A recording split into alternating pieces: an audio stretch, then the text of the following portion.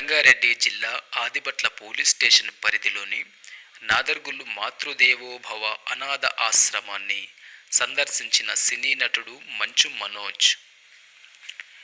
అనాథ ఆశ్రమం నిర్వాహకుడు గిరి సోషల్ మీడియా సినీ నటుడు మంచు మనోజ్ను వేడుకున్న వెంటనే స్పందించిన మంచు మనోజ్ ఉదయం మాతృదేవోభవ అనాథ ఆశ్రమాన్ని సందర్శించడం జరిగింది.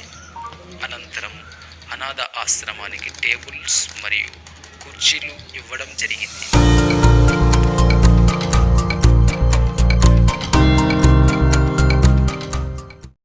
అందరికీ నాకు అన్న వీడియో దాదాపు 2 నెలలైంది అన్న పెట్టి 2 నెలల క్రితం నన్ను ఇన్స్టాలోను ఫేస్బుక్లోను ట్యాగ్ చేసి పెట్టడం జరిగింది. ఎంతోమంది నన్ను ట్యాగ్ చేసి ఇది చూశాను, అప్పుడే చూసి వెంటనే అన్నకి రిప్లై ఇచ్చాను, అన్న తప్పకుండా ఉంటానని చెప్పి. కాకపోతే ఊళ్ళో లేకపోవడం 2 నెలలుగా అటు ఇటు షూటింగ్స్ వెంటనే అన్న మీరు ఇంత మంచి పని చేస్తున్నారు, ఇంత గొప్ప పని చేస్తున్నారు. మామూలుగా సేవా కార్యక్రమాలు చాలామందికి అనాథలకు కానీ వీళ్ళకి కానీ పెద్దలకు కానీ చేస్తూ ఉంటారు. సిఎస్ఆర్ ఫండ్స్ కానీ ప్రతిదీ వస్తూ ఉంటుంది. కానీ ద మోస్ట్ ఏంటంటే రోడ్లో ఇలా చుట్టూ పీల్చుకొని పరిస్థితులు కోల్పోయి రోడ్లో ఉండి కొంచెం మురిగ్గా కనిపించగానే ఎవరు వాళ్ళని పట్టించుకోరు. వాళ్ళకి మైండ్ ఎలాగో పనిచేయదు, వాళ్ళకి హెల్ప్ చేసినా మనం గుర్తుండవు అని చెప్పి ఒక ఆలోచనతో చాలామంది చాలా తక్కువ పర్సంటేజ్ వాళ్ళకి హెల్ప్ చేస్తూ ఉంటారు.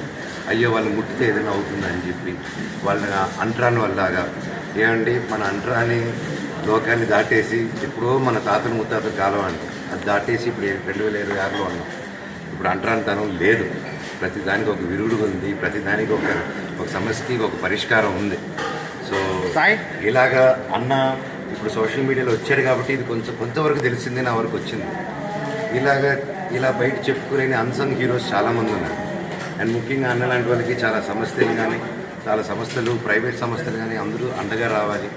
ఇక్కడ ఒక సైకియాట్రిస్ట్ డాక్టర్స్ కానీ ఒక ఫిజికల్ ఎబిలిటీ వాళ్ళతో ఏం ఆడిపించచ్చు అనేసి నేను త్వరలో స్పోర్ట్స్ సెంటర్ కడుతున్నాను. అండ్ ఇది చూశాక నాకు ఏమనిపిస్తుందంటే ప్రతి స్పోర్ట్స్ సెంటర్ దగ్గర నేను కట్టే దగ్గర ఒక రీహాబ్ సెంటర్ పెడదాము.